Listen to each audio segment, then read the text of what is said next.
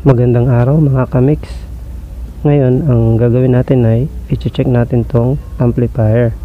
Itong amplifier na ito ay nabili ng kaibigan ko online.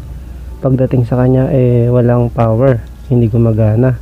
So isaksak muna natin para malaman kung anong problema at i-switch na rin natin.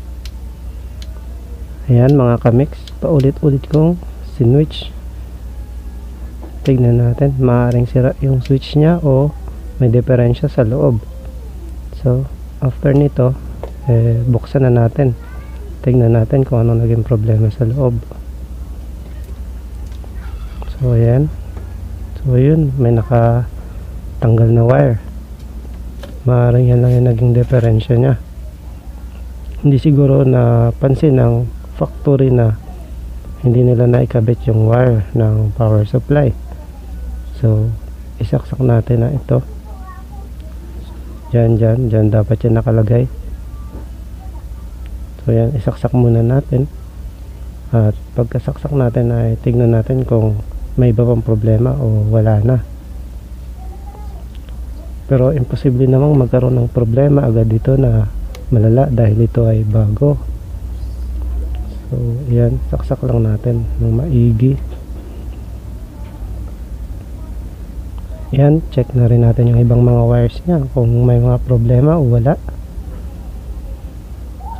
After nito tignan na natin, i-switch na natin kung iilaw na siya, kung gagana na.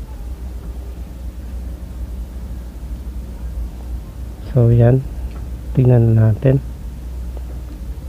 switch, yun, umilaw. Tignan natin kung tutunog na siya. Oh, lakas. Isa pa. So ayan, nakita nyo na gumagana naman siya, walang problema. Oops, siya nga pala mga kamix, yung ganitong mga cord malalakas talaga ang humming nito o noise na tinatawag. Kaya maraming gitarista ang bumibili ng kanilang sariling line cord, kasi nga para mas maganda ang tunog.